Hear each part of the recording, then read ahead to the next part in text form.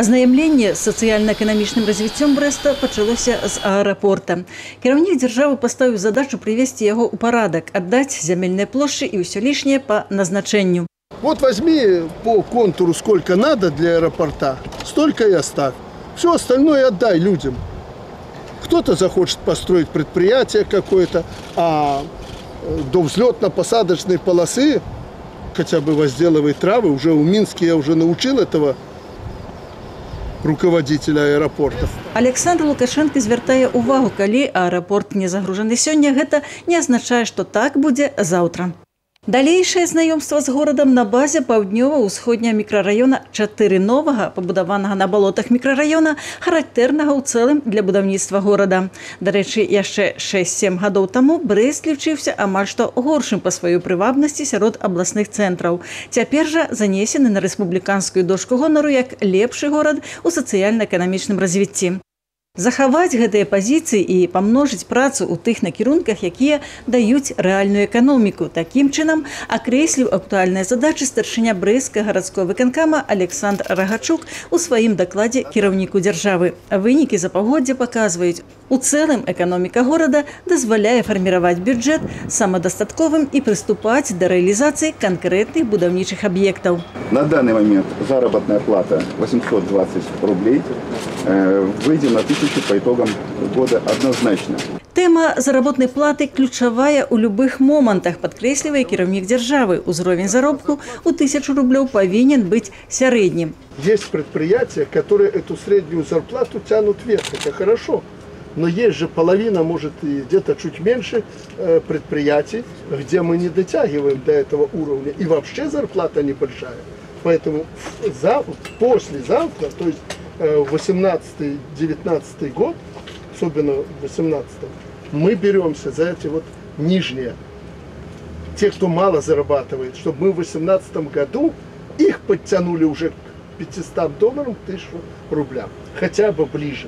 Прадпрыемствы з нізкай зарплатай у 2018 годзе падцягнуць да ўзроўню 1000 беларускіх рублёў. Калі гэтае даручэнне будзе выканана, сярэдні заробак па краіне можа дасягнуць 1500 беларускіх рублёў. Пры гэтым кіраўнік дзяржавы падкрэслівае, што сярэдні ўзровень заработнай платы ў 1000 рублёў трэба замацаваць, каб у пачатку 2018 года не атрымалася яго зніжэння.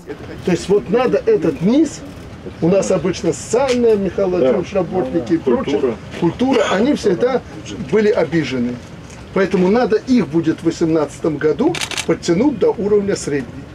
А сейчас нам надо застолбиться на средней зарплате. Тэма заработнай платы увязываецца з тэмай стварэння працоўных месцаў, занятасцю насельніцтва. Рэальная сітуацыя, колькасць вакансій у Брэсце падвоена. Асабліва патрабуюцца такія спецыяльнасці, як бетоншчык, цясляр-бетоншчык, вадзіцель, швяя, але яны попыту не маюць, затое ў пашане праца вартаўніка. То есть люди хотят устроиться на эту блатную работу, там где-то приткнулся и вести такой спокойный образ жизни. А работать серьезно, где можно и заработать, и квалификацию иметь, туда идти или не хотят, или они не готовы профессионально. Таким чынам, працаўладкаваных людзей па Брэсту атрымалася менш, чым вакансій. Канешне, іх спектр трэба пашыраць, але пры гэтым варта ствараць такія сітуацыі, каб людзі ішлі працаваць.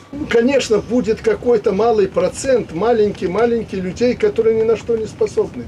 Ну, хватает у нас, к сожалению, алкашей, проходимцев в жизни. Ну, как их заставить работать? Специфическими методами будем заставлять. Но есть люди, которые могут, но отлынивают, особенно у нас тут на западных рубежах. Есть где там туда-сюда проехать. Это мы тоже подумаем, что сделать. Вот этих людей все-таки надо ставить такие условия, чтобы они все-таки шли работать и швеями, и бетонщиками там, и прочее. Нельзя создавать вот этот так называемый класс безработных. У гэтай сувязі, паведамляе кіраўнік дзяржавы, пасля выхаду дэкрэта нумар 3 мясцовым органам улады будуць дадзены самыя шырокія паўнамоцтвы для ліквідацыі і прадухілення беспрацоўя. Губернатар вобласці Анатоль Ліс увагу акцэнтуе на тым, што ў выніку мадэрнізацыі і іншых аб'ектыўных момантаў колькасць працоўных месцаў падае, неабходна ствараць новыя працоўныя месцы ў самых розных сектарах эканомікі. Далей Александр Лукашенко знаёміўся з рэалізацыяй будаўнічых і інфраструктурных праектаў, у тым ліку ў межах падрыхтоўкі да тысячагоддзя Брэста. У іх аснове камфорт для прэстаўчан, колькасць якіх расце, фарміраванне ўсіх сацыяльных выгод. Гэта школы і дзіцячыя сады, спартыўныя аб'екты. Тым больш, што мікрараёны пашыраюцца, з'яўляюцца новыя. Таксама у ліку важнейшых для горада праектаў будаўніцтва заходняга абходу, кубрынская пуцеправода і пасажырскага аўтавакзала. Праектнае рашэнне прадугледжвае ўзвядзенне яго ў непасрэднай блізкасці з чыгуначным вакзалам. Будет очень хорошая логистика. Места там хватает, да? Да, места там хватает, и есть полная поддержка со стороны железной дороги. Более того, мы увязываем транспортные потоки с западным обходом. То есть мы все автобусы сразу же выводим через Брестские дивизии на западный обход, и они не будут ездить через город. Правильно. То есть здесь есть логика. Но если он и зажат, это ничего страшного. Главное, чтобы он пассажиров пропускал. Да. И надо компактно строить. Праскоў Якименко, Василь Паховский, телерадиокомпания «Брест».